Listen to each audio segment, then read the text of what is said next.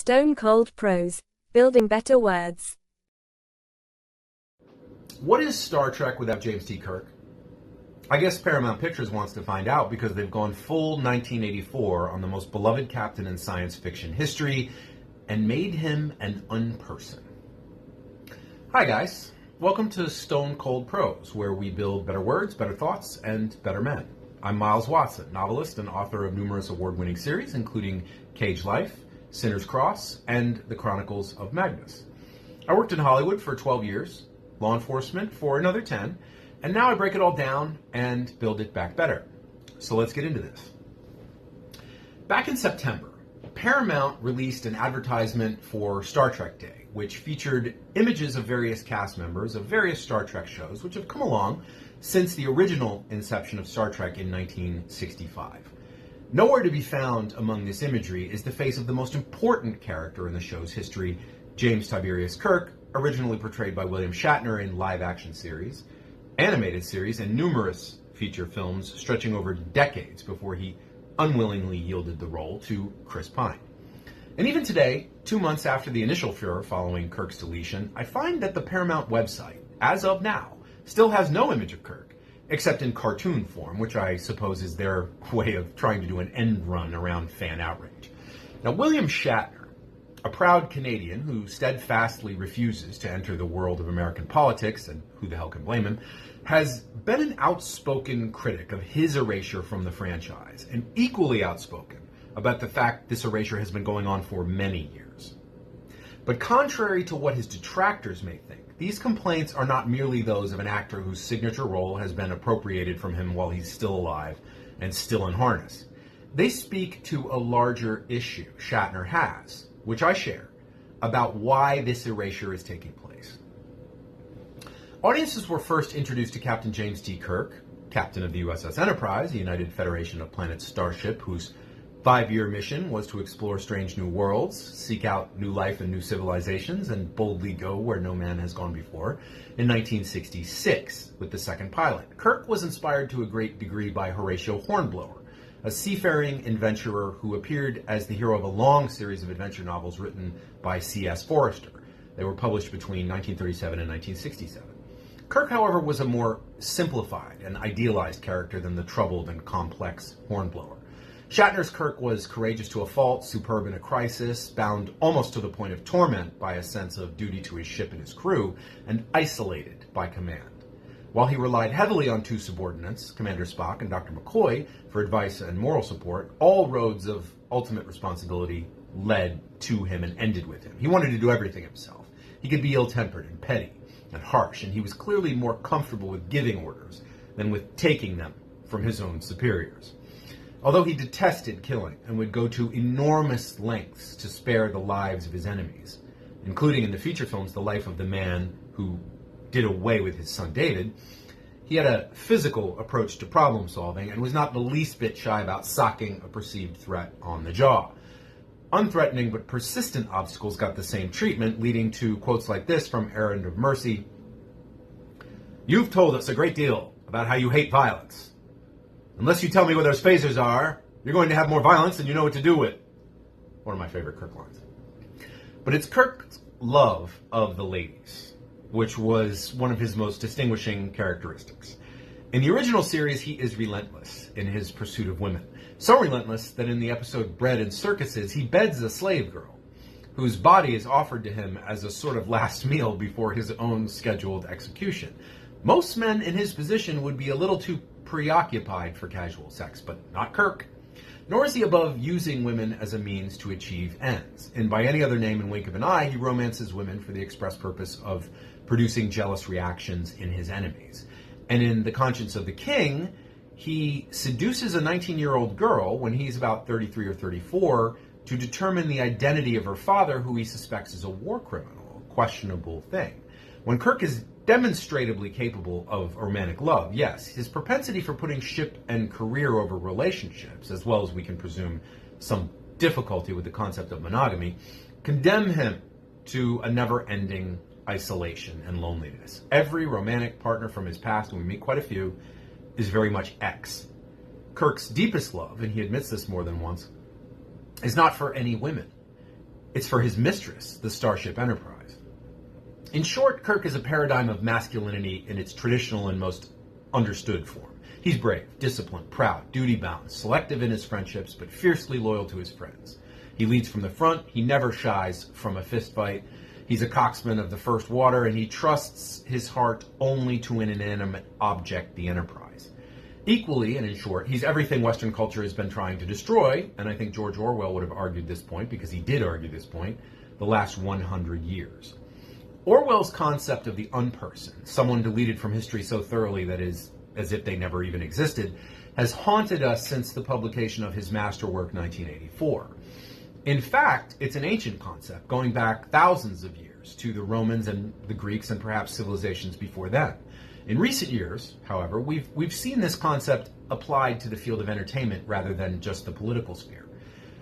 Not merely through what's called cancel culture, but via the subtler means of simply and quietly downplaying and making unavailable that content which runs against the grain of current thought. Nobody is actively trying to cancel Kirk. The character still exists within the Star Trek universe. He is, however, a representation of everything Hollywood now despises. A rugged, self-reliant, charismatic, physically capable, sexually dominant male. Nowadays, that label comes with consequences. The war on masculinity is admittedly a right-wing talking point, which is why those who lean to the left gaslight themselves and the rest of us roughly at the political center by telling us there is no such thing. But one cannot entirely ignore the evidence of one's eyes in this regard, and both anecdotal experience and the facts, data, and statistics demonstrate that masculinity in its traditional form is sharply on the downgrade, both in the number of males who fit this definition and in the broader sense of masculinity being perceived by society as something valuable and virtuous in and of itself rather than toxic and threatening. And this is particularly painful and alarming to me for reasons both intensely personal as a Star Trek fan and otherwise as a man. But as a kid growing up on Star Trek reruns, I idealized Kirk to the point where I actually grew and maintained the up and over part and the sharp sideburns that adorned him on the show. To me, Kirk was everything I was not, but aspired to be: a leader of men, a lover of women, a warrior with philosophical principles. In short, an adventurer. I cannot tell you the number of crises in my young life that I overcame, at least in part because I relied on Kirk as an example of how to behave. And indeed, it seemed to me, looking at life in a broader and more historical perspective, that America had become as successful as it was in large part due to the fact that Kirk, in his own way, was a reflection of idealized American masculinity. And I do appreciate the irony. Shatner's a Canadian and Hornblower was British, but on we go. The men who had defied King George III, who stood up to each other at Gettysburg, who stormed the beaches of Normandy and Iwo Jima, who held out at Chosin and Khe Sanh, were very much in the Kirkian vein. Like everyone living in this land, I owe those people a debt. And while I never went farther down that road than registering for selective service when I was 18 years old, I was prepared to pay the debt if called to do so. I think most of my generation was, provided they felt the cause was worthy of their life's blood and in tune with the principles of their conscience.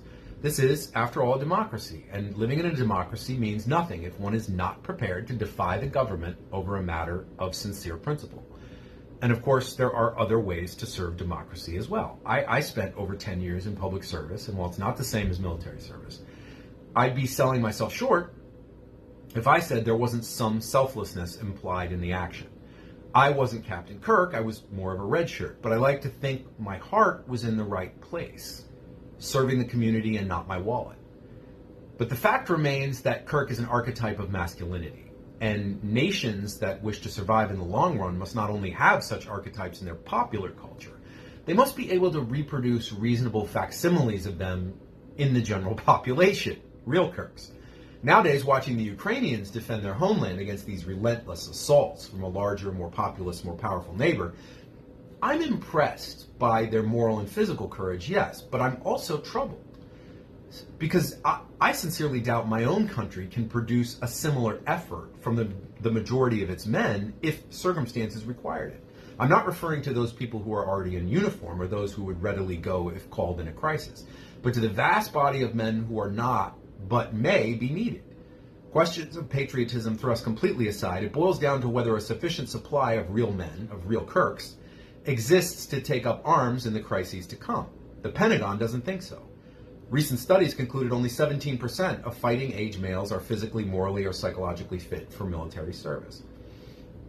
The fact is, too many of us have abrogated the responsibility that comes with our balls, the obligation to be first in harm's way when the ship is sinking.